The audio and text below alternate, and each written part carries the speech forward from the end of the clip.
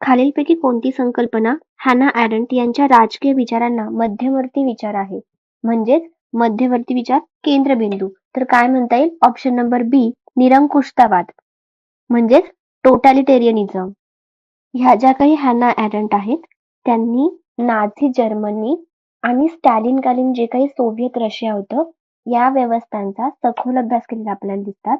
आता ह्या हॅना अॅरेंट कोण होत्या? तर जर्मन ज्यू राजकीय तत्त्वज्ञ होता. त्या स्वतः नाझी छळाला बळी पडलेल्या होत्या आणि आधुनिक राजकारणातील सत्तेचं जे काही विकृत रूप आहे ते त्यांनी काय केलं होतं? प्रत्यक्ष अनुभवलेलं होतं.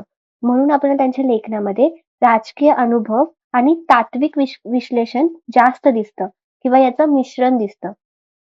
आता आपण बघूयात की हे जे काही टोटॅलिटेरियनिझम म्हणजेच निरंकुशतावाद आहे म्हणजे काय असतं? तर ही एक विचारधारा असते जी सर्व सत्यावर दावा करते. एकच पक्ष असतो, एकच नेता असतो. नंतर राज्य चालवण्यासाठी भीती आणि दहशत हे त्यांचं काय असतं? साधन असतं. व्यक्तीचे पूर्णपणे राजकीय आणि सामाजिक विघटन यामध्ये घडून येतं. तसंच व्यक्तीला स्वतंत्र विचार करण्याची जी काही क्षमता असते ती व्यक्तीची नष्ट केली जाते. व्यक्ती केवळ राज्याचे साधन बनते. या गोष्टीला काय म्हणतात? निरंकुशतावाद म्हणजेच काय? टोटॅलिटेरियनिझम. त्यांनी याचा उल्लेख त्यांचा एक ग्रंथ आहे द ओरिजिन्स ऑफ टोटॅलिटेरियनिझम यामध्ये आपल्याला केलेला दिसतो. यामध्ये त्यांनी नाझी जर्मनी आणि स्टॅलिनचा सोव्हिएत रशिया या गोष्टींचा अभ्यास केलेला दिसतो.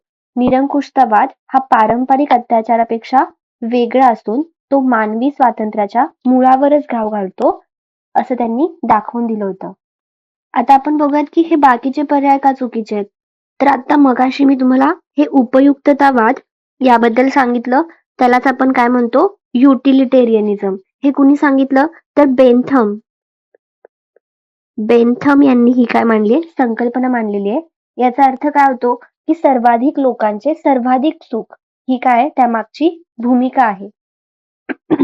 त्यांचा निरंकुशतावादाशी काही संबंध नाही. ऑप्शन नंबर सी काय? तर उदारमतवादी. उदारमतवादीमध्ये काय काय येतं? तर लिबर्टेरियनिझम म्हणजेच काय? लिबर्टी.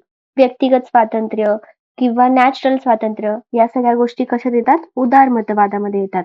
आणि ऑप्शन नंबर डी काय? निरपवाद. यामध्ये काय येतं? तर हा जो विचार आहे तो मध्ययुगीन राजेशाहीशी संबंधित आहे.